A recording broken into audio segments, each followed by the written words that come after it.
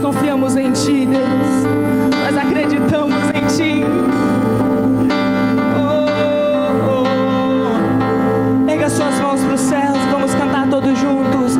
Dito, acredito em Jesus Cristo, acredito em Deus o Pai, acredito no Santo Espírito, que nos vida nova traz. Acredito na cruz de Cristo e que a morte enfim venceu. Acredito que ressurreto muito em breve voltará. Creio em Ti.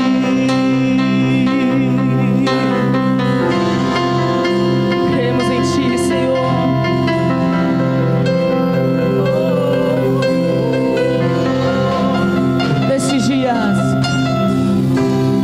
Nesses dias de desespero, incerteza e medo, em uma salvação eu creio. Diga, creio em Ti, creio em Ti.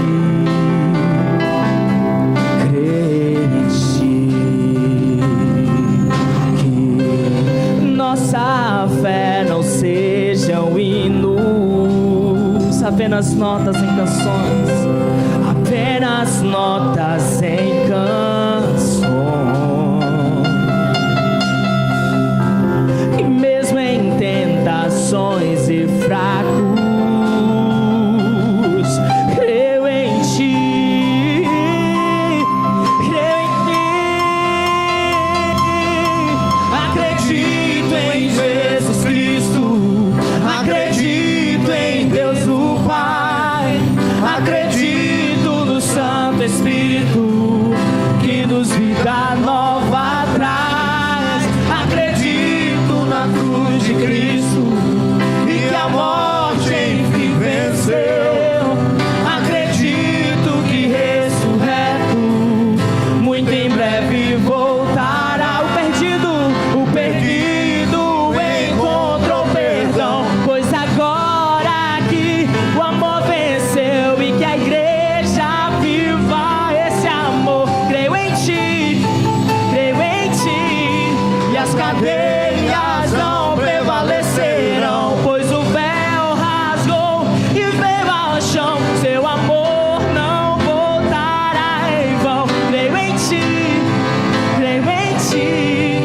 acredito em Jesus Cristo. Cante. Acredito em Deus o Pai, acredito no Santo Espírito, que nos vida nova traz. Acredito na cruz de Cristo e que a morte enfim venceu. Acredito que ressurreto muito em breve vai, em breve voltará.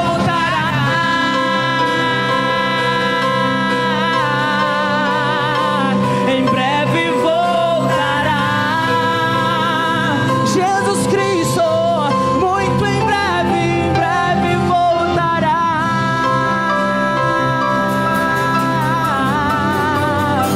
Em breve voltará. Jesus.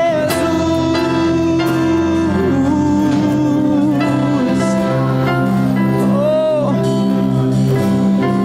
Não se turbe o vosso coração, não se turbe o vosso coração. Creia em Deus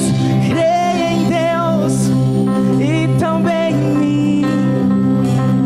Na casa de meu Pai há muitas moradas, há muitas moradas.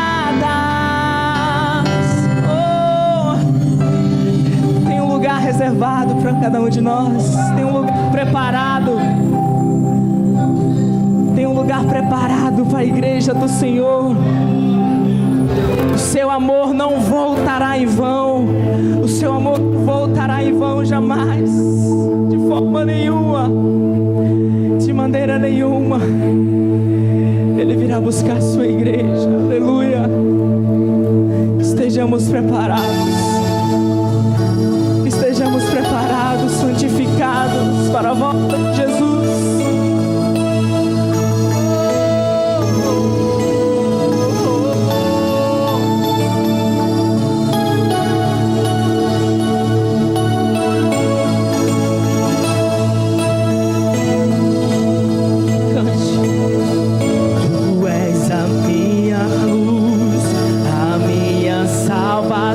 E a ti me renderei. Se ao teu lado estou, seguro em tuas mãos, eu nada temerei.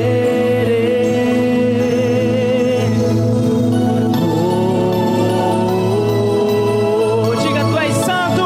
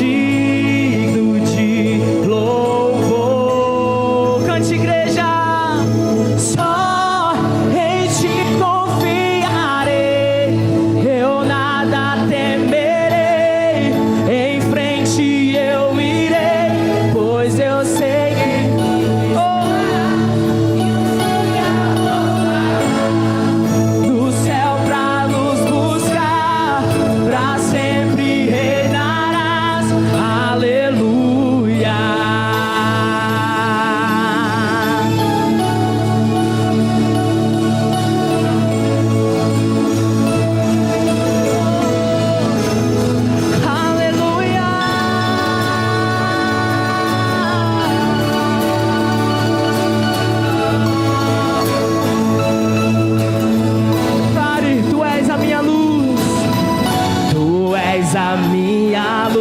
a minha salvação, a ti me renderei. Se ao teu lado estou, se ao teu lado estou, seguro em tuas mãos, eu nada. Tu és santo. Oh, declare.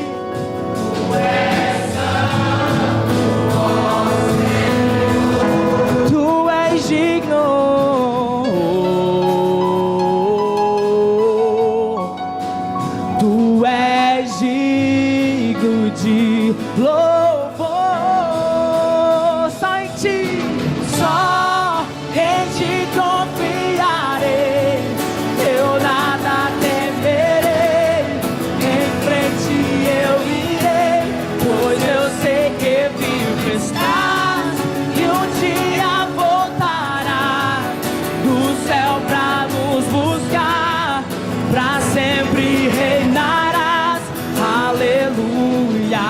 Só em ti confiarei, eu nada temerei.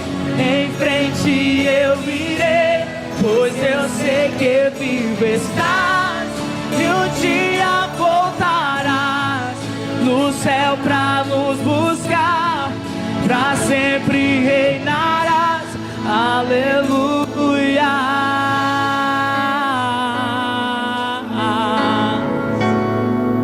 Aleluia. Oh, vem Senhor, vem Jesus, vem Jesus, Maranata, ora vem Senhor Jesus, vem Jesus.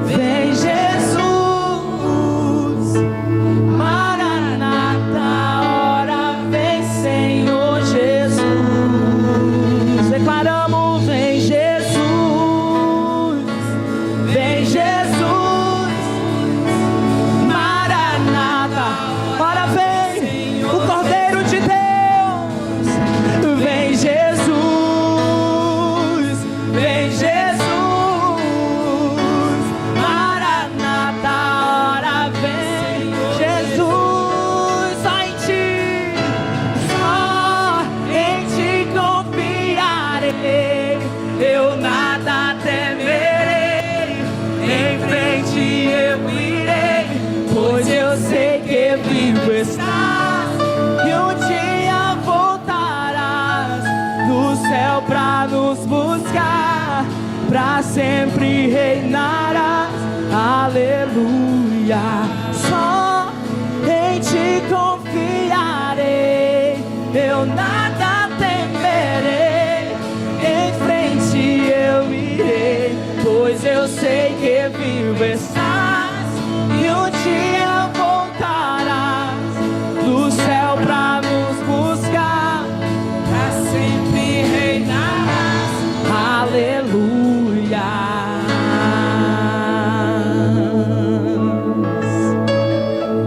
Oh, Maranata, hora vem, Senhor Jesus. Vem, Jesus. Vem, Senhor Jesus.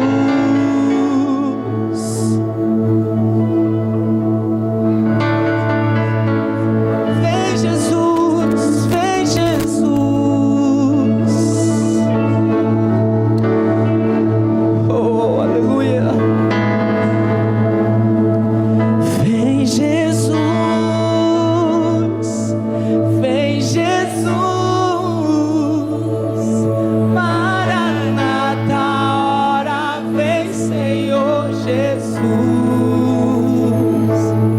Vem, Jesus.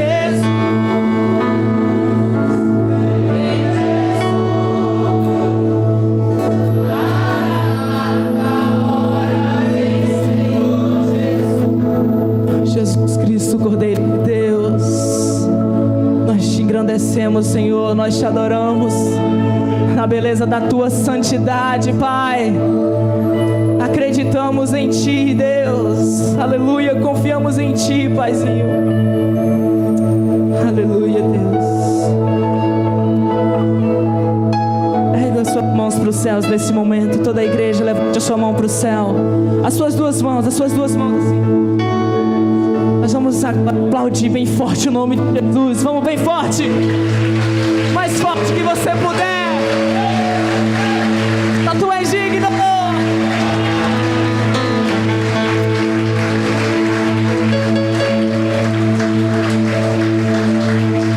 Aleluia, aleluia. Aleluia, Jesus. Aleluia, glória a Deus. Podemos sentar.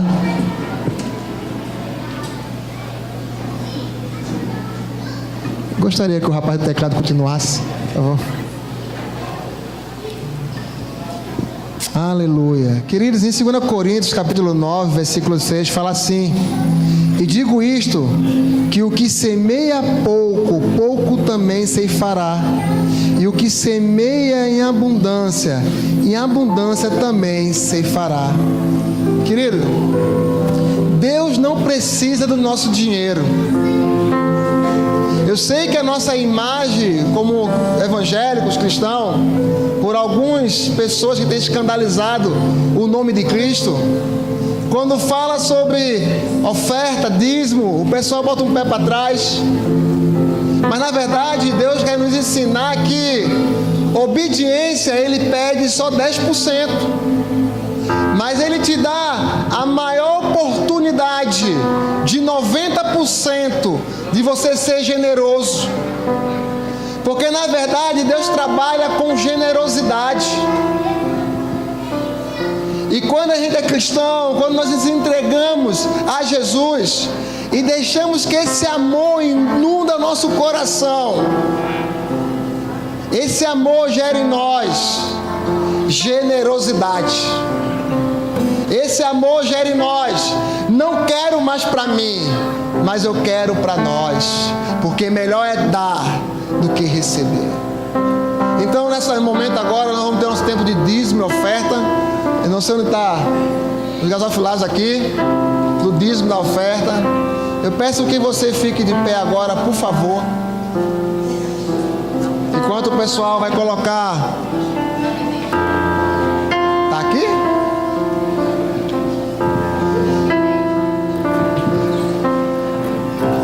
Pode estar. Vamos procurar aí rapidinho. Isso acontece porque é ao vivo. Mas eu não gosto de nada automático. Feche seus olhos e fale com Deus. O que eu tenho a depositar na casa do Senhor? O que na verdade eu tenho que deixar aqui nesse altar? Oh Senhor.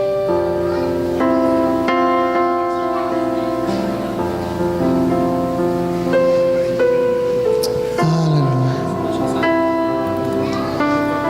Senhor, fala conosco, porque tudo que temos é teu. Nós não somos dono de nada. Nós não temos nada a não ser o Senhor. Então nessa noite não queremos só ser obediente à Tua palavra, entregando nosso dízimo, mas nós queremos ser generosos, ofertando na Tua casa. E que o nosso coração se encha de alegria, Pai, porque podemos ofertar. Seja bendito em tudo que vamos fazer nesse lugar e que estamos fazendo. Que realmente ao ofertar no Senhor, a gente possa dizer para o mundo: o dinheiro não manda em mim. Possamos dizer para o mundo: a ganância não manda em mim. Mas o Espírito Santo de Deus inclina meu coração a ser generoso. Então, com esse coração cheio de generosidade, venha entregar o seu dízimo e oferta.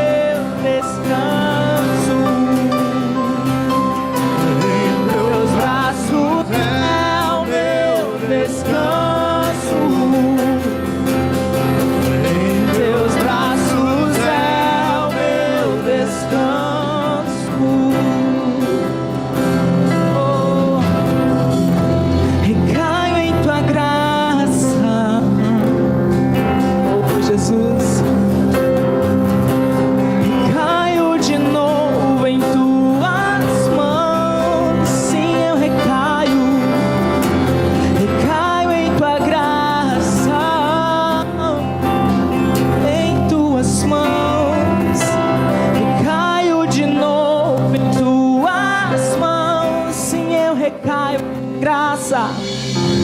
Recaio em tua graça. Em meio às dores, em meio às tribulações, nós recaímos na graça do Senhor. Nós recaímos sobre as mãos poderosas do nosso Deus, que nos sustenta todos os dias, que supre as nossas necessidades todos os dias, que nos alimenta, que nos fortalece, que nos edifica. Oh, e se eu passar, e se eu passar pelo vale, acharei conforto em teu amor, pois eu sei que és aquele que me guarda,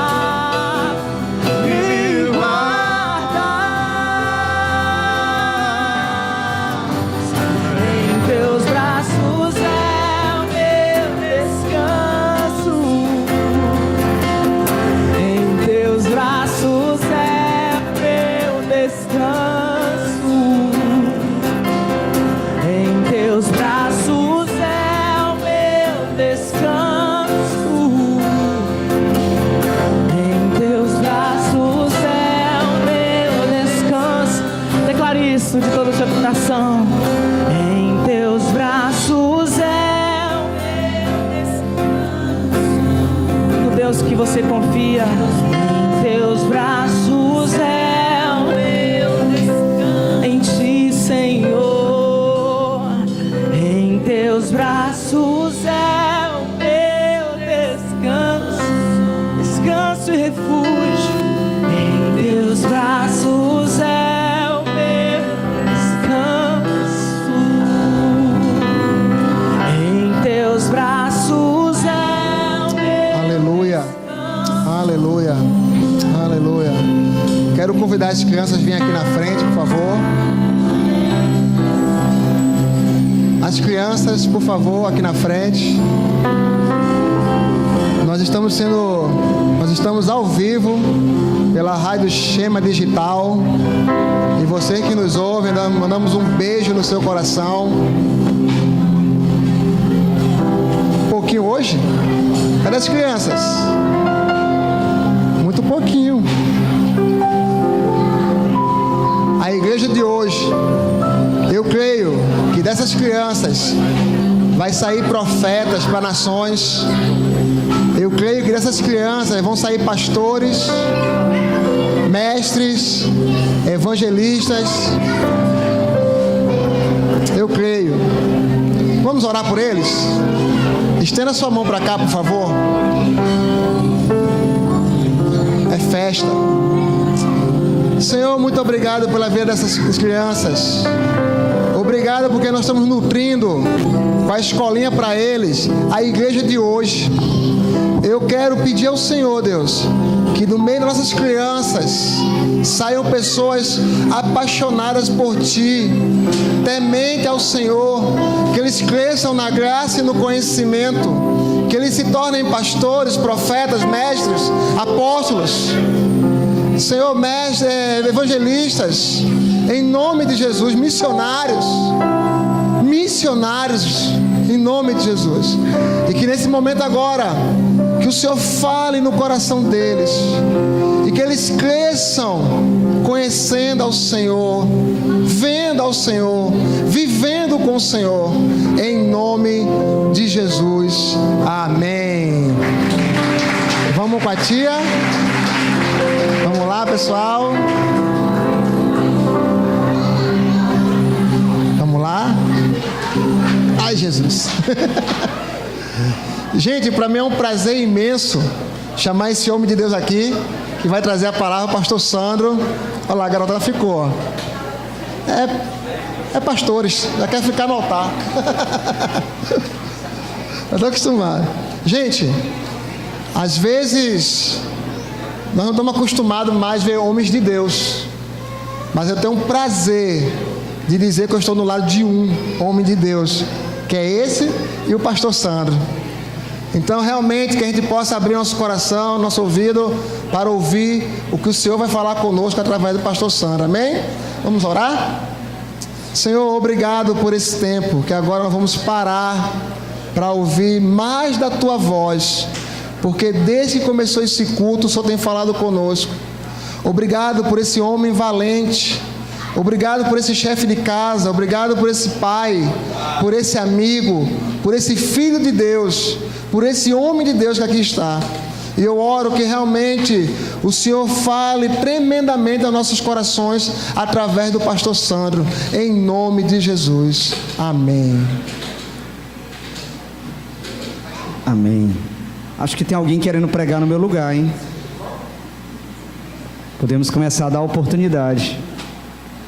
Meus queridos, a graça e a paz do Senhor. Eu vou tentar organizar aqui a minha Bíblia com meus papéis, porque com a ausência do púlpito ficou um pouquinho mais difícil aqui para manejar, né?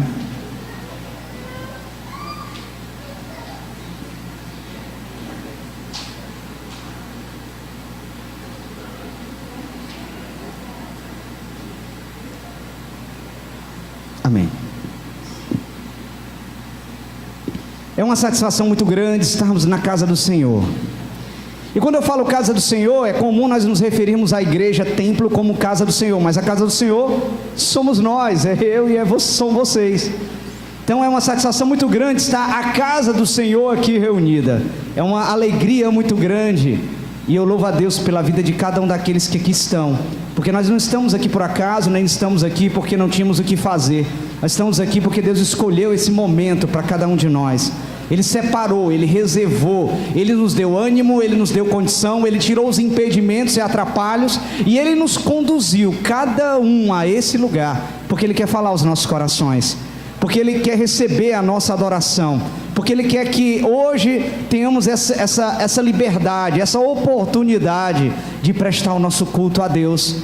E eu fico muito feliz. Eu estava passando agora pelo irmão Oliveira lá, ele comentou comigo que esse culto está sendo transmitido ao vivo na Rádio Shema, tá? Será gravado, depois em outro momento transmitido, mas ao vivo pela Rádio Shema. Então deixa essa mensagem também para aqueles que estejam porventura em qualquer lugar do Brasil ou do mundo, porque não é uma rádio local, é uma rádio pela internet, então pode ser ouvido em qualquer lugar do mundo.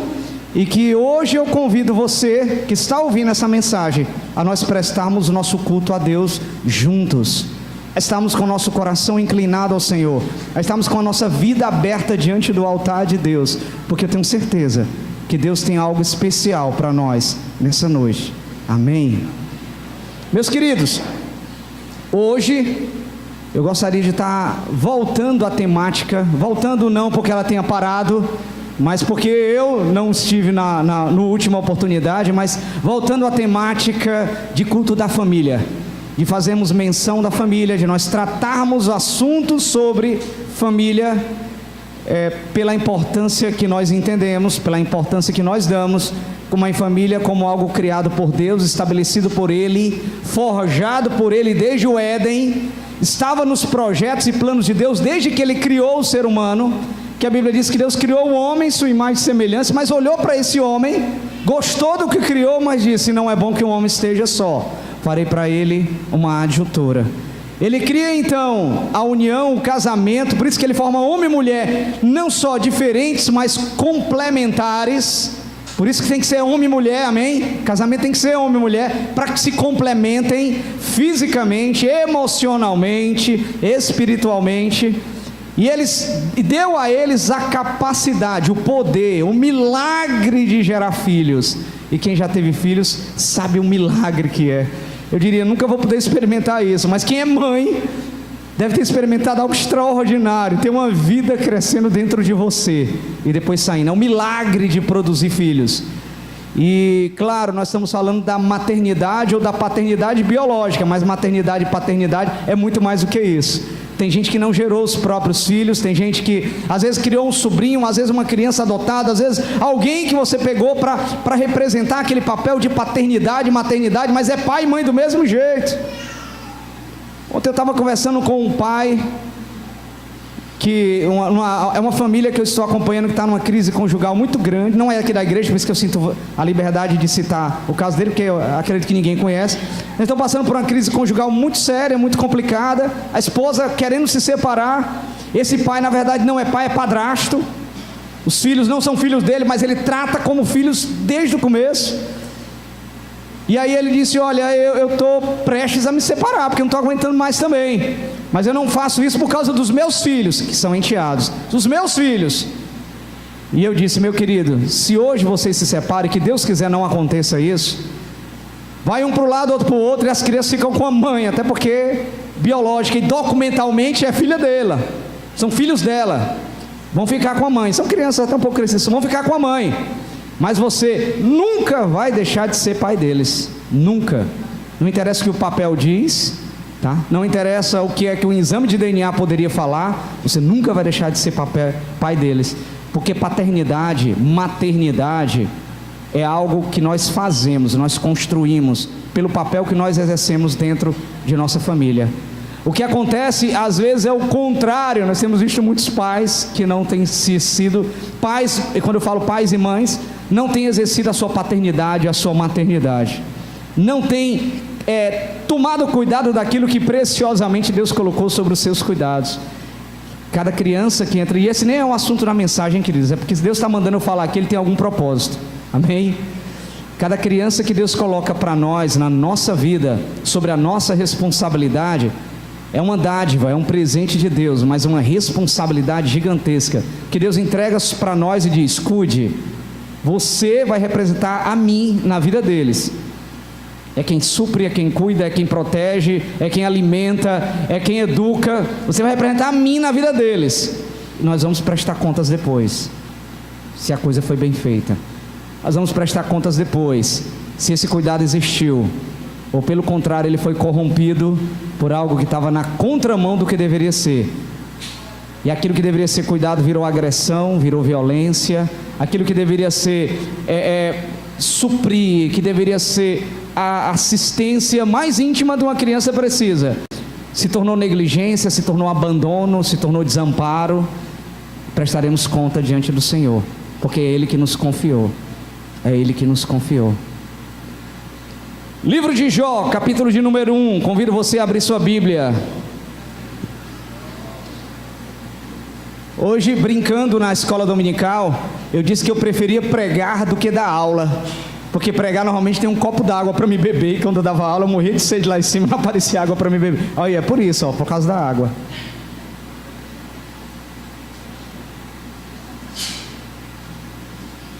Livro de Jó, capítulo de número 1. Nós vamos falar diretamente, eu queria ler o capítulo 1 inteiro do livro de Jó, mas nós não vamos falar exatamente sobre a vida de Jó. Indiretamente nós vamos tocar na história de Jó, mas eu quero falar para vocês sobre família, sobre a família de Jó, sobre o impacto que teve na vida dele, e sobre o verdadeiro sentido dessa mensagem, que é um avivamento na família. Nós precisamos de um avivamento na nossa família, precisamos que a nossa família se aproxime mais de Deus, precisamos de um conserto diante de Deus para as nossas famílias. Capítulo de número 1, verso 1. Na terra de Uz vivia um homem chamado Jó. Era homem íntegro e justo, temia a Deus e evitava fazer o mal. Olha só, quem sabe um dia possamos encontrar graça diante dos olhos do Senhor, para sermos reconhecidos assim, como homem, como mulheres que temem a Deus, mas não só, são íntegros, justos, temem a Deus e evitam o mal. Quem quer ser desse jeito, irmão? Quem quer ser falado sobre Deus? Deus citar você desse jeito, porque Deus elogiava Jó, Deus reconhecia a integridade de Jó. Que coisa maravilhosa. Tinha ele 7 filhos e 3 filhas, e possuía 7.000 ovelhas, 3.000 camelos, 500 juntas de boi, 500 jumentos, e tinha muita gente ao seu serviço. Tem uma tradução aqui, eu estou lendo em uma outra tradução, você pode escolher qual você quer acompanhar. Era o homem mais rico do Oriente. Seus filhos costumavam dar banquetes em casa, e um de cada vez o convidava as suas 3 irmãs para comerem e beberem com eles. Terminado o período de banquetes, Jó mandava chamá-los e fazia com que se purificassem. De madrugada ele oferecia um holocausto em favor de cada um deles, pois pensava: talvez os meus filhos tenham lá no íntimo pecado e amaldiçoado a Deus. Essa era a prática constante de Jó. Amém? Vamos repetir? Essa era a prática constante de Jó. Que prática é essa? ele orava ao Senhor apresentando a família dele. Ele pedia ao Senhor pela família dele. Ele intercedia, ele clamava, ele se colocava no lugar da brecha pela família dele. E era prática constante, não era de vez em quando, não era quando precisava, não era quando a tribulação batia na porta, não era quando as coisas ficavam difíceis. Ele constantemente orava e apresentava a sua família diante de Deus. Certo dia os anjos vieram apresentar-se ao Senhor, e Satanás também veio com eles. O Senhor disse a Satanás: de onde você veio? Satanás respondeu ao Senhor: de perambular pela terra e andar por ela. Disse então o Senhor a Satanás: reparou em meu servo Jó? Não há ninguém na terra como ele, irrepreensível, íntegro, homem que teme a Deus e evita o mal. Será que Jó não tem razões para temer a Deus? Respondeu Satanás: acaso não puseste uma cerca em volta dele, da família dele e de tudo que ele possui? Satanás estava com inveja da família de Jó. Satanás apostou que a família do Jó sustentava ele, mas era o contrário. O que sustentava ele era a fé no Senhor, que respingava na família dele. Amém? Tu mesmo tens abençoado tudo o que ele faz, de modo que os seus rebanhos estão espalhados por toda a terra. Mas estende a tua mão e fere tudo o que ele tem, e com certeza ele te amaldiçoará na tua face. O Senhor disse a Satanás: pois bem, tudo que ele possui está nas tuas mãos, apenas não toque nele. Então Satanás saiu da presença do Senhor. Certo dia, quando os filhos e filhas de Jó estavam no banquete, comendo e bebendo vinho, na casa do irmão mais velho, o mensageiro veio e dissera a Jó: os bois estavam arando e os jumentos estavam pastando por perto, quando os sabeus os atacaram e os levaram embora, mataram a espada os empregados, e eu fui o único que escapou para lhe contar. Enquanto ele ainda estava falando, chegou outro mensageiro e disse: fogo do céu caiu e queimou totalmente as ovelhas e os empregados, e eu fui o único que escapou para lhe contar. Enquanto ele ainda estava falando, chegou outro mensageiro e disse: vieram caldeus em 3 bandos, atacaram os camelos e os levaram embora, mataram a espada os empregados, e eu fui o único que escapou para lhe contar. Enquanto ele ainda estava falando, chegou ainda outro mensageiro. Até cansa os nossos ouvidos, né, irmãos? Até cansa, né? Desgraça atrás de desgraça. Imagina ele como ficava cansado. Enquanto ele ainda estava falando, chegou ainda outro mensageiro e disse: seus filhos e suas filhas estavam no banquete, comendo e bebendo vinho na casa do irmão mais velho, quando de repente vento muito forte veio do deserto e atingiu os 4 cantos da casa, que desabou. Eles morreram, e eu fui o único que escapou para lhe contar. Ao ouvir isso, Jó levantou-se, rasgou o manto, rapou a cabeça, então prostrou-se com o rosto em terra em adoração, e disse: saí nu do ventre da minha mãe, e nu partirei. O Senhor deu, o Senhor levou, louvado seja o nome do Senhor. Em tudo isso, Jó não pecou, nem culpou Deus por coisa alguma. Nós vamos ler só o capítulo 1, embora eu vou fazer menção sobre o capítulo 2, tá? Então, se você quiser acompanhar depois o 2, para não ficarmos numa leitura muito longa, você vai perceber que no capítulo 2 a desgraça continua, porque aquilo que Satanás apostou que conseguia fazer Jó blasfemar e lançar a culpa sobre Deus, não aconteceu. Ele então pede mais autorização a Deus. Ele então toca a carne de Jó, dá ele uma enfermidade, talvez algum tipo de lepra, toma ele completamente de feridas por todo o corpo, ao ponto que ele precisava se coçar com cacos de telha. Para completar, a mulher dele vem, a mulher dele ficou revoltada, mas é claro que ficou revoltada. Ela acabou de perder os seus 10 filhos, ela acabou de ver toda a riqueza desaparecer. Eles eram pessoas extremamente ricas, agora estavam na sarjeta. Ela olha para aquele homem, ela se revolta contra Deus, olha para Jó e diz: olha, amaldiçoa o teu Deus e morre. E para completar, os amigos de Jó, os 3 principais amigos de Jó, chegam até ele e culpam ele, acusam ele de: rapaz, alguma coisa tem errado em você. Meu amigo, você está passando por prova, está passando por luta, por tribulação, você só pode estar em pecado. Você só pode ter feito alguma coisa errada. Você deve ter adulterado, você deve ter pecado com algum pecado encoberto aí. Alguma coisa está errada na sua vida. Não justifica, porque Deus é Deus de bênção e Deus de favor. Como é que tudo isso está acontecendo na sua vida? Ele não entendeu nada, eles não entenderam nada. Às vezes, queridos, mesmo que sejamos muito fiel a Deus, Deus precisa nos tratar, Deus precisa nos ensinar coisas importantes e profundas, e as mais profundas a gente só consegue captar, a gente só consegue absorver através das lágrimas escorrendo no rosto. Só que Deus tem controle, tá? Existem coisas que às vezes a gente vai ter que fazer na nossa vida, na nossa saúde. Muitas vezes a gente vai tomar até remédio para ficar bom, mas a gente tem que fazer uma cirurgia, não é verdade? Às vezes, em alguns casos extremos, algumas pessoas vão precisar até fazer amputações de membro. Deus cuida de nós através dos remédios do céu. Ele nos aperfeiçoa, Ele nos trata, mas às vezes Ele precisa ir mais profundo. Ele tem que tirar o tumor. E às vezes o tumor, a retirada do tumor é uma retirada que dói. Deus fez algo profundo na vida de Jó, na vida de sua esposa, na vida de todos aqueles que estavam ao seu redor. Mas eu não queria falar somente sobre a história de Jó. Eu estou aqui para falar sobre família. E para que vocês entendam o que eu quero falar sobre família, eu gostaria de ler algumas frases colocadas aqui no papel e refletir com vocês sobre aquilo que deveria ser o ambiente em que encontramos paz, em que encontramos conforto, em que encontramos harmonia, o local mais agradável de nós estarmos. Afinal de contas, em casa é onde a gente se sente mais à vontade, é onde a gente se entrega à naturalidade, onde a gente não precisa vestir máscaras. É o local mais espontâneo que nós temos na nossa vida. Mas muitas vezes nossos lares têm estado tão tumultuados e fonte de tanta intriga, tanta confusão, tanta dor, tanta miséria. E eu não estou falando de dinheiro, pode até ser que o problema financeiro lá esteja também, mas a miséria de amor, a miséria de carinho, de compreensão, é uma miséria que está construída pelo desrespeito, pela deslealdade, pelas feridas que se acumulam, que o nosso lar, que deveria ser um local agradável para estar, se tornou um local de tormento, se tornou um local de dor, se tornou um local de desespero.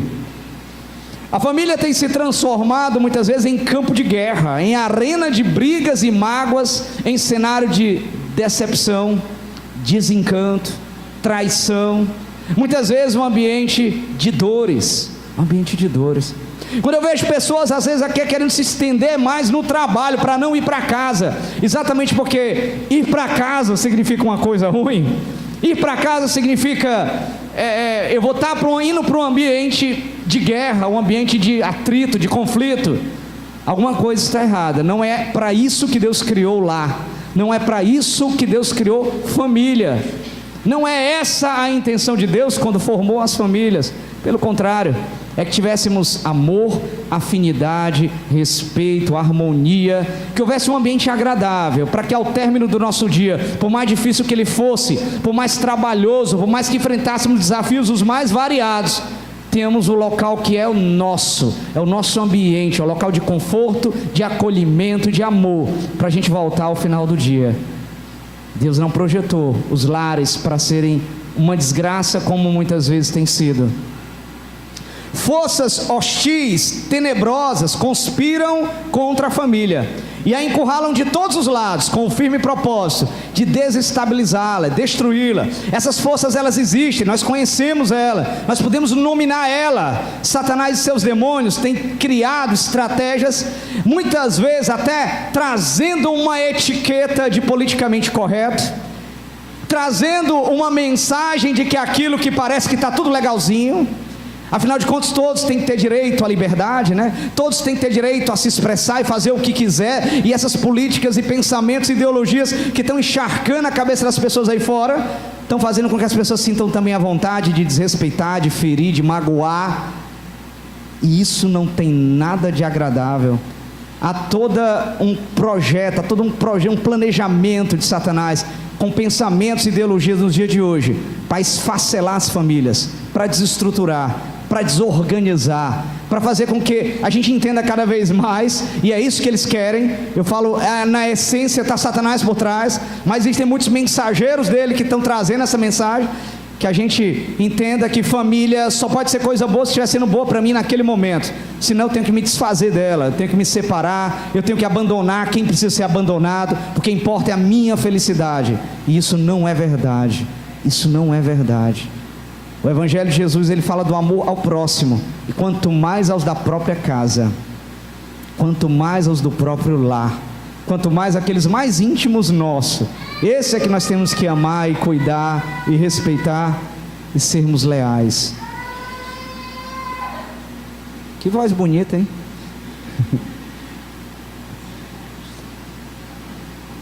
Há uma orquestração do inferno para dinamitar os alicerces dessa instituição divina.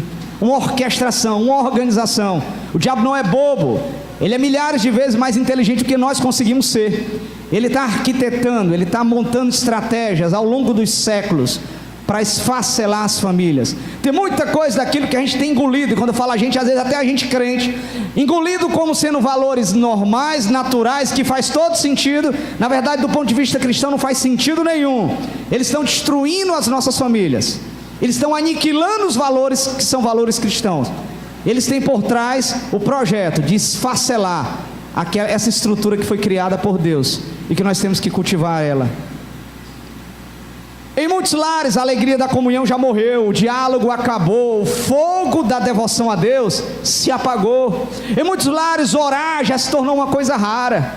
Lares cristãos, gente, estou falando de lares incrédulos não. Em muitos lugares que deveria ter um momento de comunhão, já não existe mais. Em muitos lares em que deveria ter lares cristãos, de pessoas que às vezes até frequentam ou têm cargo na igreja, que deveria ter um momento dos dois reconhecerem aquilo que é o projeto de Deus na vida deles, já não tem mais. Que deveria ter a oração uns pelos outros, já não tem mais. Que deveria ter a oração em conjunto, em família, já não tem mais. E aos poucos o diabo vai tirando os alicerces da comunhão nossa com Deus. A família está sendo invadida por valores relativos, mundanos, envelopada pela mídia hedonista. Mídia hedonista é aquilo que a gente absorve da televisão, das mídias sociais, do Facebook, do Zap. A gente vai recebendo um monte de informação e muitas vezes a gente aceita elas sem filtrar, e que às vezes tentam dizer que as coisas são relativas. Nós vivemos no mundo do relativo. Porque nos tempos de Jesus, e nos tempos que não fazem muito tempo assim, pecado era pecado. Hoje em dia o pessoal, não, mas é relativo. É relativo. Fazer uma coisa errada para outro, é errado. Aí a gente pensa, tem gente que diz, fala, não, mas é relativo. Pode ser que a pessoa esteja fazendo mal para você. Separar-se é uma coisa condenada. A Bíblia diz, Deus abomina o divórcio, eu odeio o divórcio. Aí as pessoas dizem, não, isso é relativo. Pode ser que tenha algum motivo para divorciar. E aí no mundo do relativo, as pessoas pegam aquilo que é regra do céu, que é mensagem de Deus, e começam a colocar desvios para ela, para tentar adequar a Bíblia à sua vida. Mas somos nós que temos que nos adequar ao reino de Deus. Somos nós, nossas famílias têm que estar adequadas à proposta do Senhor para as nossas famílias, não o contrário. Muitos casamentos estão naufragando, vitimados pelo acidente trágico do divórcio, causado pela infidelidade, pela decepção, pela falência dos sonhos de uma vida feliz, deixando feridas profundas na vida dos filhos, que vivem um drama de serem filhos órfãos. A coisa é tão relativa, que às vezes eu tenho chegado para o pai e digo assim, rapaz, não se divorciem não se separem não, porque os seus filhos vão ser devastados por causa disso. Aí tem gente que diz assim, olha, não, mas eles não vão ser os primeiros filhos de pais separados. Mas isso não muda nada, continua sendo devastador. Não, mas eu conheço tanta criança, às vezes até eu também sou filho de pais separados. Meu querido, isso não quer dizer nada, é devastador do mesmo jeito. Você marca a vida das crianças, você fere elas, você causa danos à formação e à estrutura deles. Não muda nada. Dizer que tem outros casos por aí não quer dizer que o meu caso não vai ser trágico, não vai ser doloroso. E diante de tudo isso, queridos, é que nós entendemos que nós precisamos de um avivamento na nossa família. A nossa família não pode ser encontrada como uma família qualquer, tem que ser uma família voltada para Deus. Precisamos de um conserto com o Senhor, precisamos restaurar pilares dentro da nossa casa, pilares de respeito, pilares de um relacionamento saudável, pilares de uma boa comunicação, pilares que sustentam a nossa família, não apenas porque a gente viu em algum lugar, porque a gente tem uma referência, ou porque alguém nos falou que está escrito na Bíblia, mas porque nós reconhecemos que a nossa família é uma bênção nas mãos de Deus, é algo que Deus nos proporcionou, é algo que Deus nos concedeu como precioso, como joia, como tesouro aos nossos cuidados, e nós precisamos cuidar dos nossos lares, nós precisamos cuidar das nossas famílias. Nós precisamos voltar a nossa atenção para cada detalhezinho. Precisamos cuidar dos casamentos para que não se acabem. Precisamos cultivar relacionamentos que sejam saudáveis. Antigamente nós tínhamos referências, de pessoas que casavam obrigado, não era assim? Casava na delegacia, né? Casava sob pressão. Ah não, você fez isso com a minha filha, então agora vai ter que casar. Nos dias atuais eu acho que é muito difícil isso acontecer. Não vou dizer que é impossível, mas é muito difícil isso acontecer. Mas todo mundo que casa acreditando que alguma coisa vai melhorar na sua vida. Entra num relacionamento acreditando que eu estou apostando que eu vou construir uma vida junto com a pessoa. Eu estou acreditando, eu estou apostando que isso vai ser bom para mim. Porque se não for bom, para que eu vou entrar naquilo ali? Tenho visto até crentes, gente, estou falando de gente na igreja, não é novo convertido não, dizendo assim, ó, eu caso hoje, mas se não der certo a gente separa. Mas se não ficar legal, se eu não for feliz. Meus queridos, não estar feliz no casamento não é motivo de separação. Ah, mas eu não amo mais. Clame a Deus para que o amor volte ao seu coração, também não é motivo de separação. Não, mas eu estou muito ferido. Peça a Deus para que haja perdão no seu coração, porque não é motivo de separação. Aliás, a Bíblia diz que o que Deus uniu não separe o homem. Amém? Casamento é uma aliança, é um pacto feito diante do Senhor, para que Deus derrame a bênção dele nas nossas vidas mais e mais. É a representação do encontro entre Cristo e a igreja. Olha só. E Paulo escrevendo aos Efésios diz: grande é esse mistério.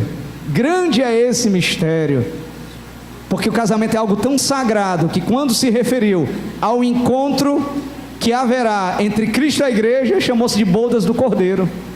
É o casamento de Jesus com a igreja dele. Casamento. É que a única referência clara de Jesus participando de uma festa na Bíblia era um casamento. Não era um aniversário, não era outro tipo de festa, era um casamento. Estava lá ele no casamento, para mostrar que isso era abençoado aos olhos do Senhor. Mas voltamos sobre a vida e a história de Jó. Nós vemos uma família profundamente bombardeada, e bombardeada de uma maneira que nós olhamos para a história dele e digamos: meu Deus, eu não aguentava metade do que ele aguentou. Eu acho que no comecinho eu já estava começando a blasfemar, eu já estava começando a murmurar, eu já me desfalecia o coração, já começava a duvidar que Deus existia. Aliás, tem gente, Jó perdeu. Gente, Jó era o homem mais rico do Oriente. E ele não era só um homem rico não, ele era um homem muito, muito, muito rico, mas que temia a Deus, que estava em dias no seu relacionamento com Deus, estava tudo certo. Aí ele perde tudo num dia só. Tudo num dia só. E não é os números na conta lá do banco que desapareceram, não. A riqueza dele era rebanhos gigantescos de animais, que foram todos roubados no mesmo dia, de uma vez só. Não sei nem se o mesmo bando, se foram bandos diferentes, mas ele perdeu tudo no mesmo dia. Tem gente que perde um emprego e pode conseguir outro no outro dia e já começa a murmurar. E era um emprego que ele já estava até reclamando, que ele não estava satisfeito, que pagava mal, que ele não se sentia realizado profissionalmente, mas ele murmura porque perdeu, e agora eu estou desempregado.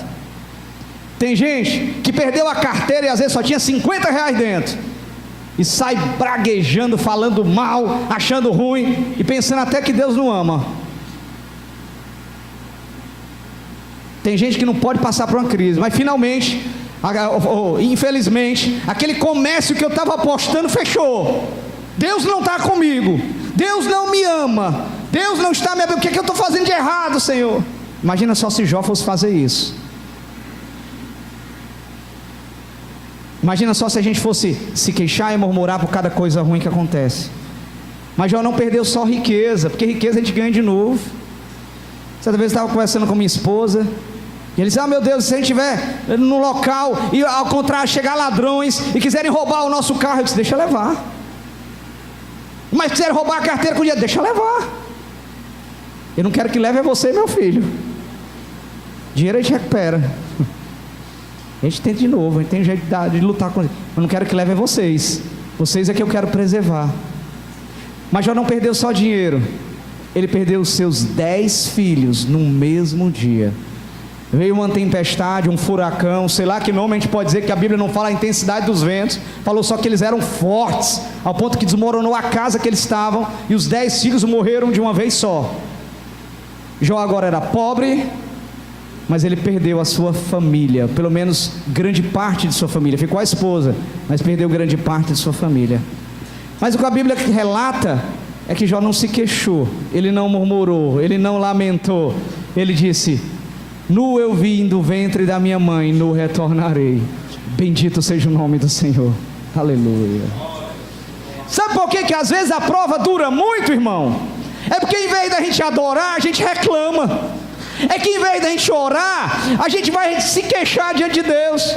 Tem gente que não pode passar pela luta, pela prova, que já não ora mais, que já não quer mais ir para a igreja, que já fica de cara feia, que já fica magoado com Deus. Jó não fez nada disso. Ele disse: olha, bendito seja o nome do Senhor. Ele cultuou, ele adorou, ele entregou a vida dele diante do altar. Ele disse: olha, eu não tinha nada antes, tudo que eu tenho foi Deus que deu, e se ele quer levar, que ele leve, mas ele eu não quero perder. Ele é o Deus da minha salvação, ele é o Senhor da minha vida. Aleluia, aleluia, aleluia, aleluia.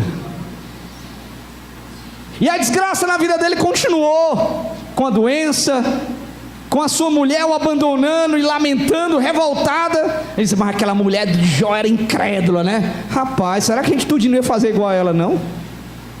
Perdeu os 10 filhos num dia só. E olha que coração de mãe não é como um coração de pai, dói mais.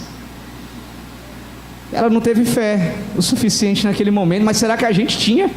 Será que a gente conseguia, hein?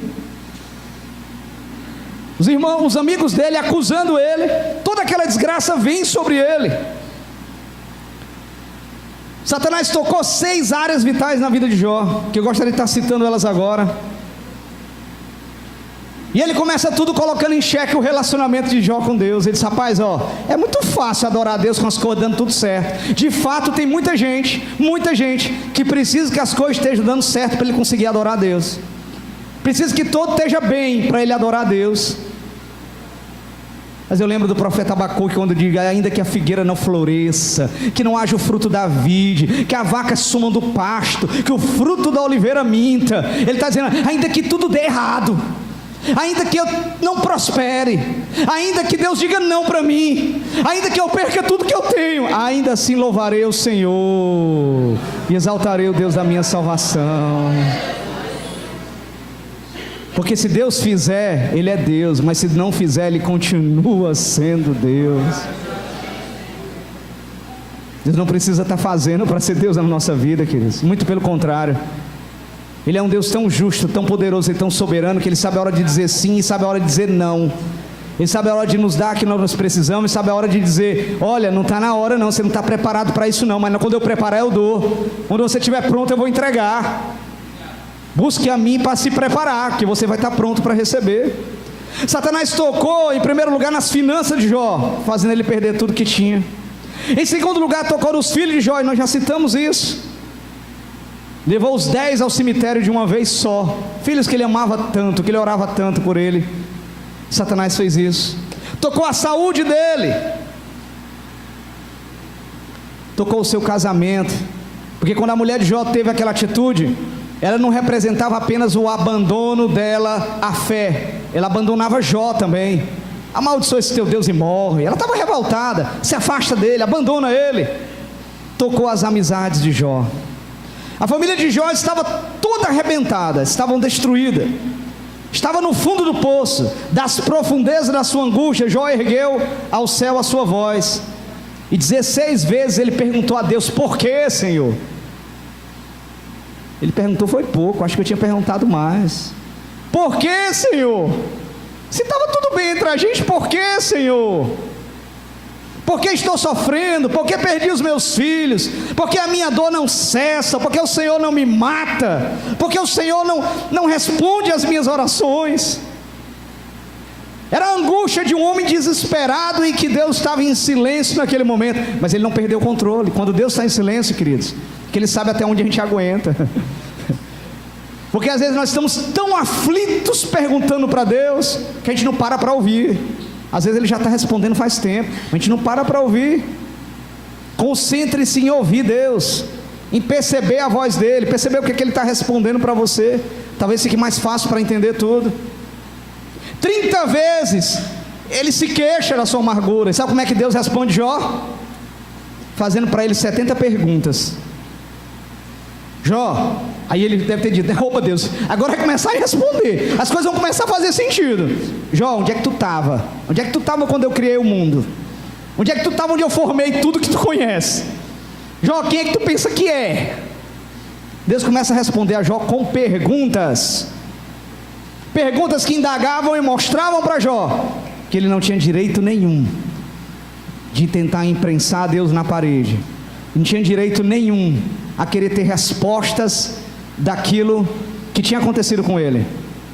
Ele tinha direito sim a reconhecer a soberania e o poder de Deus sobre a vida dele. E Jó resolve então fazer uma fórmula que eu gostaria de estar citando hoje como a fórmula de avivamento na família de Jó. Porque quando nós lemos os 2 capítulos da história de Jó, nós ficamos aterrorizados com tamanha dor e sofrimento sobre a vida de um homem só. E não era apenas um homem, era o homem mais fiel a Deus na terra. Era o mais fiel a Deus na terra, dentre os vivos. Nós ficamos assustados. Quando a gente começa a passar dos demais capítulos, a gente, meu Deus, eu pensei que a coisa ia melhorar. Mas esses amigos não param de acusar ele, de tentar encontrar a culpa nele. Que tormenta, que sufoco. Mas essa não é o final da história de Jó. Amém? As coisas podem estar difíceis na sua vida, meu querido, mas esse não é o final da sua história. Pode ser que a tribulação esteja batendo na sua porta de dia e de noite, mas isso não é o final da sua história.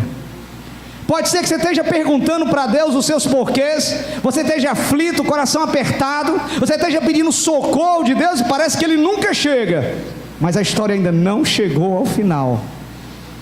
Pode ser, meu querido, que a dor esteja tão grande que você está começando a desfalecer a confiança de que Deus vai fazer alguma coisa. Mas eu te digo que a tua história ainda não chegou no final. Quando ela terminar, tu vai ver a obra de Deus na tua vida. Tu vai ver que Deus é Deus que promete, mas é Deus que cumpre. Que o que Ele faz em nossa vida, Ele é completo, é perfeito, é total. Eu fico muito preocupado, e eu tenho visto que dentre os principais trabalhos que o diabo tem feito na vida das pessoas, na vida dos crentes, é tirar do seu coração a esperança.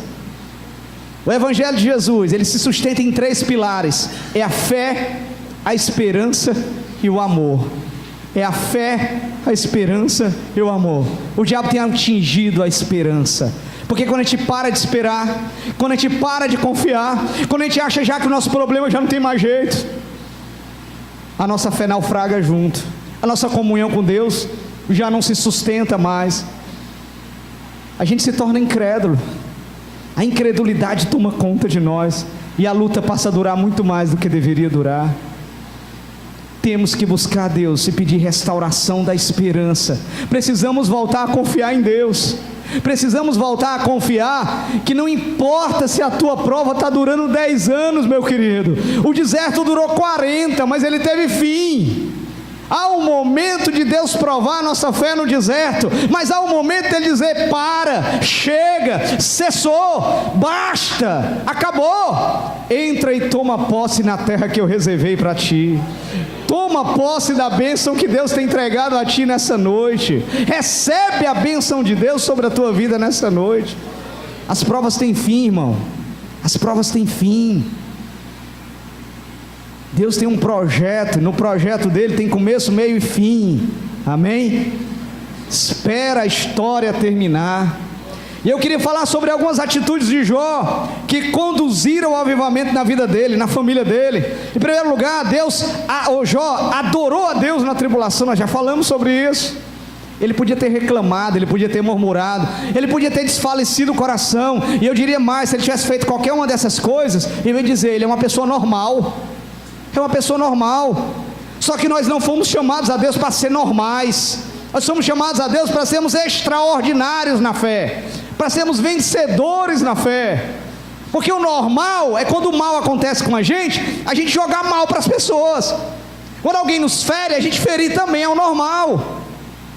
Quando alguém nos magoa, a gente magoa também. O normal é a gente buscar nossa felicidade a qualquer custo. É o normal, é o que o mundo está fazendo aí. Mas Deus não nos chamou para sermos normais. Ele chamou para a gente ser diferente. Ele chamou para a gente ser reconhecido pelo nome dEle, reconhecido como igreja do Senhor Jesus, uma igreja de testemunho, uma igreja de fidelidade, uma igreja de santidade, uma igreja que é reconhecida pela piedade que ela tem, de um coração reto, de olharmos para, que Deus quer olhar para nós e ver uma vida íntegra, reta, de quem teme a Ele e se desvia do mal. É isso que Deus espera de nós, não é que sejamos normal. Jó podia ter agido de forma normal. É uma loucura, como é que alguém no meio de uma tragédia devastadora na vida dele, vai ter lábios para adorar o Senhor? Jó naquele momento chegou à conclusão de que ele não queria ser normal, ele queria ser diferente. Ele adorou ao Senhor em meio à sua dor. Está passando por luta, querida? O negócio está difícil, o bicho está pegando, está ficando complicado, o desânimo está querendo tomar conta do seu coração. Por acaso, em alguns momentos parece que não tem mais nem força para orar. Adore ao Senhor. Adore ao Senhor, que as coisas vão começar a mudar. Oh, aleluia. O Senhor tem milagres para fazer através da nossa adoração. Milagres, queridos, milagres. Através da adoração o Senhor vai restaurar nossa fé. Ele vai reanimar nossa esperança. Ele vai colocar pilares de comunhão com Ele dentro de nossa vida. Oh, glória. Jó não pecou nem atribuiu a Deus coisa alguma. Na caminhada de quase 20 anos que eu trabalho com aconselhamento cristão, eu tenho encontrado às vezes pessoas revoltadas com Deus, magoadas com Deus, pessoas que não aceitam aquilo que aconteceu com a vida delas e atribuem a culpa a Deus. E às vezes quando você escuta a história, irmão, não tem nada a ver com Deus. São males desse mundo, são histórias que acontecem com todo mundo. Imagina só se a gente for culpar Deus por causa da crise econômica no Brasil. A gente tem que culpar o governo que não administrou direito. Imagina só se a gente fosse culpar Deus por causa da chikungunya, pegando o pessoal, matando gente, deixando gente cheia de dores. A culpa é do vírus, não é de Deus não. A culpa é da natureza pecaminosa que deixou nos sujeito às enfermidades, não de Deus. Mas tem encontrado muita gente magoada com Deus, infeliz com Deus, tentando dizer que a culpa é de Deus, e Deus não tem nada a ver com a história, nada a ver. Jó não atribuiu culpa nenhuma a Deus. Jó perseverou em permanecer fiel a Deus, mesmo diante de toda aquela loucura, de tanta dor, de tanta coisa que apontava para o momento da revolta. Eu gosto muito de dizer que um bom crente, ele tem que ser teimoso. Mas pastor, que história é essa de teimoso? Ele tem que ser teimoso, irmão, porque tudo diz que não, mas ele continua crendo. Tem que ser teimoso demais. Tudo manda ele desistir, mas ele continua confiando em Deus. Tem que ser muito teimoso. É muita teimosia espiritual. Tudo aponta para que as coisas vão dar errado, mas ele diz como Jó disse: eu sei em quem tenho crido. Eu sei, eu conheço o Deus que eu sirvo. Eu sei em quem tenho crido. Eu sei que o meu Redentor vive. Eu sei. Quero trazer à memória aquilo que me dá esperança. Deus tem cuidado de nós. Vamos lembrar daquilo que Ele já fez, para fortalecer a esperança daquilo que Ele ainda vai fazer. Jó insistiu em buscar a Deus e conversar com Ele. No meio de toda a loucura, além de não botar culpa nenhuma em Deus, além de não se revoltar com Deus, além de adorar a Deus, Jó buscou a Deus. Jó buscou, e ele diz: rapaz, eu não vou mais buscar Deus não, que faz tanto tempo que eu oro, tanto tempo, e Deus ainda não respondeu. É porque não está na hora, querido. Continue procurando o que você acha, continue na busca, que você vai acabar recebendo a resposta. Não desista não, porque Deus não desiste de nós. Deus não desiste de nenhum de nós. Ele não desistiu de ter esperança. Ele não parou de crer. Ele tinha experimentado Deus de forma extraordinária, e mesmo Deus tirando tudo, ele diz: não, peraí, esse não é o Deus que eu amo, não é o Deus que eu sirvo. Deus tem algo para mim nessa vida. E a Bíblia diz que o segundo estágio de Jó foi muito melhor que o primeiro. Eu queria estar citando aqui o que Deus fez na vida dele. Deus se revelou a Jó mostrando-lhe soberania. Jó compreendeu que os desígnios de Deus não podem ser frustrados, e ele começou a transformar.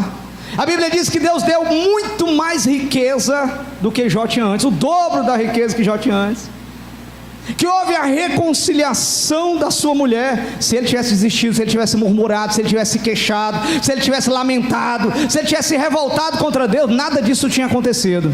A vida dele foi marcada pela tragédia, mas a Bíblia diz também que Deus restaurou a sorte de Jó de tal maneira, tão extraordinária. Teve outros 10 filhos, não eram os 10 que estavam lá, mas que coisa boa, agora ele tinha 20 filhos, né? 10 no céu e 10 na terra. Amém? Amém? Eu lembro do dia que eu pude conversar com o pastor João Gonçalves. Eu não sei se alguém conhece aqui o pastor João Gonçalves.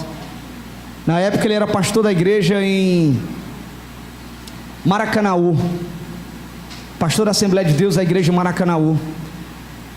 Eu não recordo bem da data, mas eu acho que era o início, acho que era 2001, 2002. Fortaleza e todo o Brasil ficou chocado com uma grande tragédia aqui, através de uma garota de 17 anos que tinha ido fazer o vestibular da Universidade Federal. Na época a prova estava sendo realizada na Unifor, porque pela quantidade de candidatos a UFC alugou a Unifor para a realização da prova, e ela ia fazer prova na Unifor. Era filha caçula de um pastor de uma grande igreja. Pastor, ele cuidava de seus filhos com muito zelo, mas ela, como era caçula, ele tinha um cuidado especial. Todos os dias de manhã ele se levantava cedo, ele fazia um lanche para ela, ia conduzir, acompanhava ela até a parada de ônibus para que ela pudesse pegar o seu ônibus. Um determinado dia, um dia fatídico, um dia trágico, aquela garota foi fazer prova do vestibular lá na Unifor, e aconteceu algo que não se tem nenhuma notícia de ter acontecido outra vez. Aconteceu com a filha de um pastor. Antes de começar a prova, ela pede para ir ao banheiro, e quando ela entra ao banheiro, tinha 2 homens dentro do banheiro feminino, dentro da Unifor, num dia de concurso vestibular. Aqueles 2 homens pegam ela, espancam ela, violentam ela e matam ela. Ela foi encontrada com a cabeça dentro do sanitário, toda cheia de hematomas. A vida daquela menina, crente, nunca tinha namorado na vida, dedicada aos trabalhos da igreja, foi tragada de forma terrível, terrível, terrível.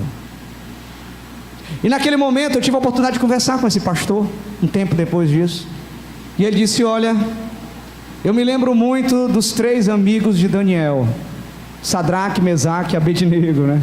Os 3 amigos de Daniel, porque quando o rei Nabucodonosor chega para ele e diz assim: olha, se vocês não adorarem a imagem quando tocar a trombeta, vocês vão ser colocados dentro da fornalha de fogo. E mandou aquecer várias vezes a fornalha de fogo. Eles olharam para aquele rei e disseram: olha, rei, saiba vocês que o nosso Deus tem poder para nos livrar, mas saiba também que se Ele não livrar, não tem problema, nós morremos lá por Ele. Jó estava disposto a passar o que fosse necessário por Deus, porque ele reconhecia o que era Deus, ele sabia quem era Deus, ele sabia que Deus tem poder para ser muito maior do que tudo isso. A história daquele pastor não termina aí. As últimas referências que eu tive é que os primeiros cultos na igreja dele, depois de tão grande tragédia, houve centenas de conversões na igreja dele, porque as pessoas viram que ele não amaldiçoou a Deus, ele não lamentou a Deus, ele não se revoltou contra Deus. Ele estava lá no culto para fazer a pregação dele sobre amor, sobre fé, sobre esperança, sobre confiar em Deus e entregar a vida dele. E a filha dele acabava de ter sido tragada, mas isso não importa, ele amava Deus e continuava confiando nele. Oh glória! Confia em Deus, queridos. Deus não nos abandona, Deus não nos abandona. Ele está comigo, Ele está com você, Ele está conosco, mesmo nos momentos mais difíceis e dolorosos, que não é Deus que provoca todo esse mal, é o mundo jaz no maligno, mas Deus nos sustenta, Ele caminha conosco, Ele nos ampara, Ele enxuga nossas lágrimas, está conosco do começo ao fim. Amém? Deus restaura a sorte de Jó. Mas eu diria, o que há de melhor na vida de Jó não é o fato de que ele recuperou o casamento dele, não. O que houve de melhor na vida de Jó depois não é o fato de que ele teve outros 10 filhos, não, que as riquezas deles foram o dobro do que ele tinha antes. Não era isso, não. O que é de melhor na vida de Jó não é que a Bíblia diz que depois disso ele viveu mais 140 anos e morreu farto de dias. Ele morreu no momento que ele já estava cansado de viver. Não é isso não. É porque ele disse: antes eu conhecia Deus de ouvir falar, mas agora os meus olhos o veem. Oh glória!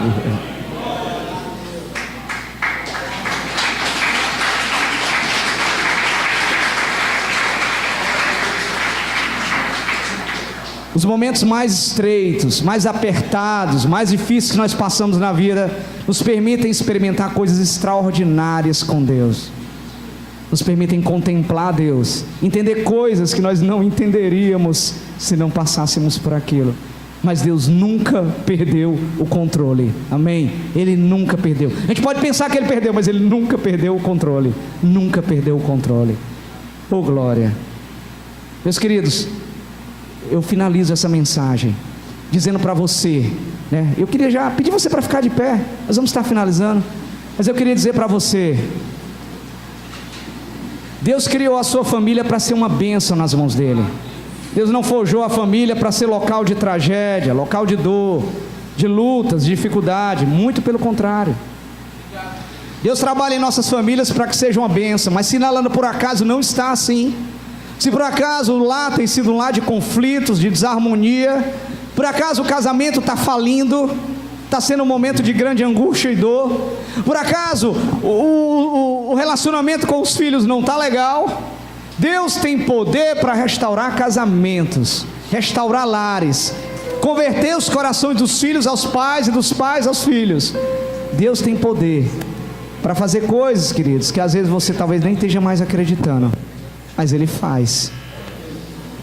Às vezes as lutas, por serem muito longas, muito cansativas, elas desfalecem tanta gente que a gente já não está mais conseguindo crer. Não deixe a esperança sumir do seu coração, porque sem esperança tudo vai ficar mais difícil. Mas quando nós esperamos em Deus, eu digo como salmista: esperei com paciência no Senhor, e Ele se inclinou para mim e ouviu a minha oração. Oh glória! Ele se inclinou para mim, Ele se inclina para você. Eu gostaria de estar fazendo uma oração pela sua família, tá? Eu não vou chamar você aqui na frente não, porque eu estou achando que todo mundo vai querer vir, vai ficar difícil. Eu quero que agora, aí onde você está, eu quero que você volte a sua atenção numa oração pessoal, individual sua, pela sua família. Aqueles que porventura têm uma família dentro de casa, mas pretendem constituir uma nova família, e olha, o que eu estou falando é de jovens que vão casar, tá? Não é gente que quer se separar não. Mas se você porventura é jovem, quer casar, quer constituir uma família, comece a orar pela sua família desde já. Pastor, não tenho filhos, comece a orar pelos seus filhos desde já. Se por acaso a sua família foi devastada por uma tragédia, por uma dor muito grande, ore por aqueles que ainda estão aí, para que Deus abençoe. Mas não desista de crer, irmão. Não deixe a esperança ser roubada do seu coração. O diabo quer tirar ela de você, porque ela sabe que aí onde está a sua força, aí onde está o detalhe da restauração do seu lar, é através da esperança que agrada ao coração de Deus, e que Deus faz um milagre. Feche seus olhos.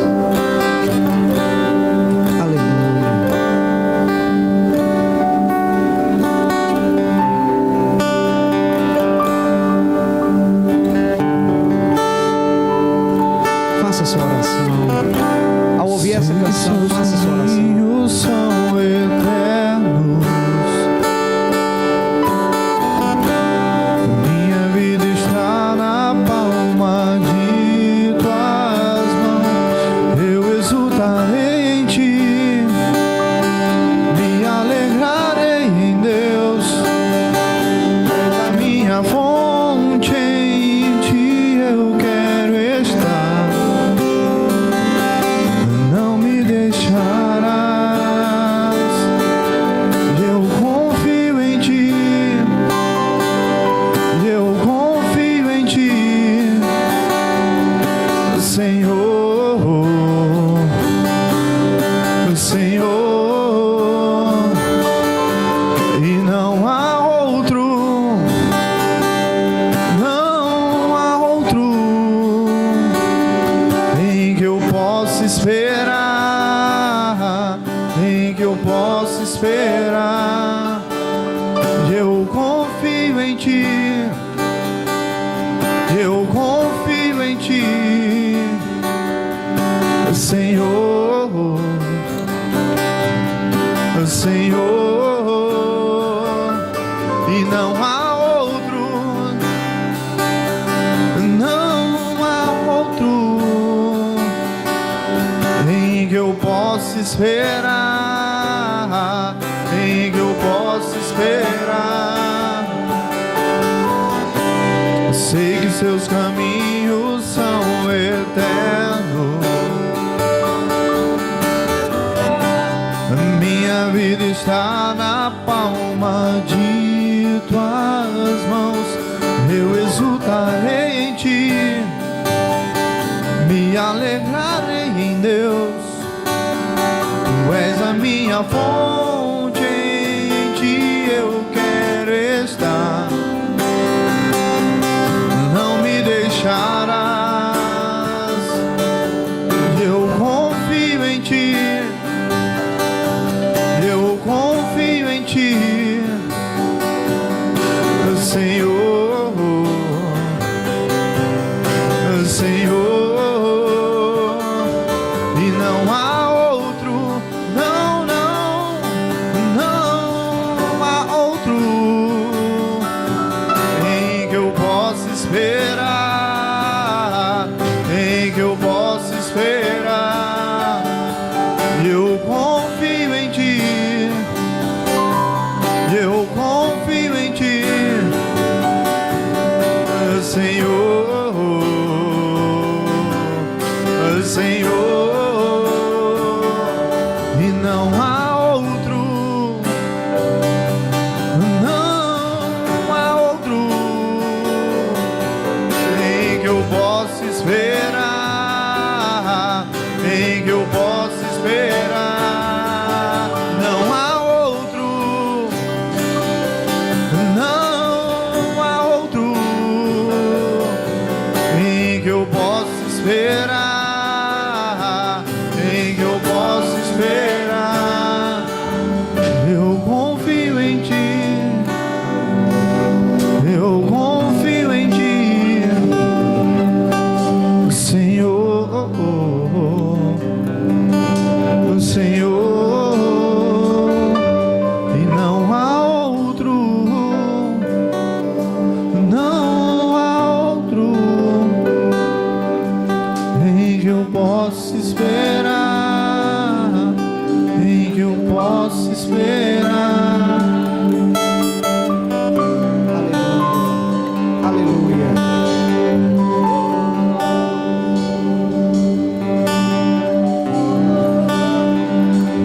Hoje Deus pode fazer também um milagre na sua vida e na sua família. Se você está vivendo em crise, mas confia em Deus, então deixe de murmurar. Ora, esteja certo de que o milagre está a caminho. Deus quer restaurar as finanças do seu lar. Ele quer salvar os seus filhos. Ele pode curar as suas enfermidades. Ele quer abençoar o seu casamento e reconciliar você com aqueles que fizeram ainda, o fazem sofrer. Hoje é dia de restauração. Hoje é dia de conserto. Hoje é dia de bênção sobre a vida de cada um de nós. Pai, nós queremos te adorar nessa noite. Vem dizer o teu santo nome. Como tu és grande, Senhor. Como tu és maravilhoso, meu Pai. Como é maravilhoso estar na tua presença e apresentar as nossas famílias diante do teu altar. Eu quero te pedir, ó Pai, no nome de Jesus, nessa noite, que tu venhas derramar do teu poder sobrenatural sobre a vida de cada um daqueles que aqui estão, sobre cada família aqui representada, sobre cada lar, Pai. Visita os lares. Nós cremos que tu és Deus de milagre. Tu és Deus que opera, e operando tu, quem impedirá? Nós cremos, ó Pai, que aquilo que tu faz, o inimigo não pode atrapalhar, não pode impedir, porque maravilhosas são as obras das tuas mãos. Agora te pedimos, ó Pai, que a tua bênção seja sobre as vidas, sobre os corações, sobre os relacionamentos, que tu venhas consertar aquilo que está errado, Pai. Que tu venhas, Senhor, trazer paz aos lares, que tu venhas trazer harmonia aos casamentos, que tu venhas trazer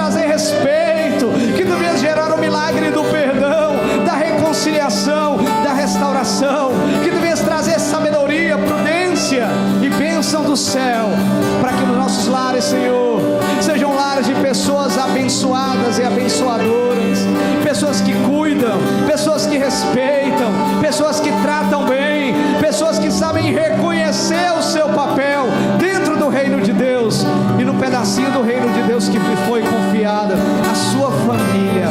Abençoa, Senhor, cada família que aqui está, cada família representada por pelo menos um membro, cada família que cada um que aqui está pelo menos ora, intercede por elas. Visita agora, faz um milagre.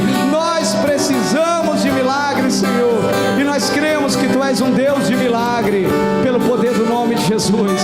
Abençoa, Deus, pelo poder e autoridade do nome de Jesus, em nome do Senhor Jesus. Aleluia.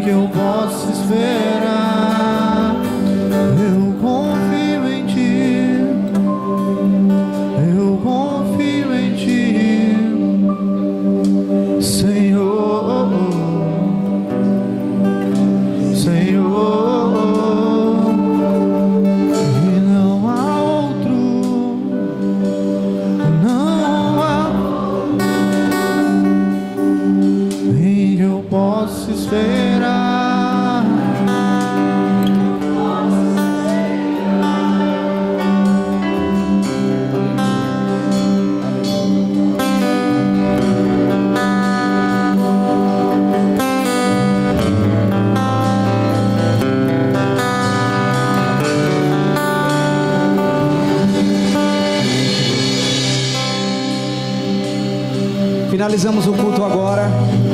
Peço a bênção de Deus sobre a vida de cada um de vocês, que temos uma semana cheia da bênção, do cuidado e da paz do Senhor em nossos corações. Levante sua mão para o alto e que a graça de nosso Senhor e Salvador Jesus Cristo, o amor de Deus, o nosso Pai, a comunhão e as consolações do Espírito Santo seja com todo o povo de Deus agora e para sempre. E quem tem fé diz amém. Deus abençoe e vão na paz do Senhor Jesus.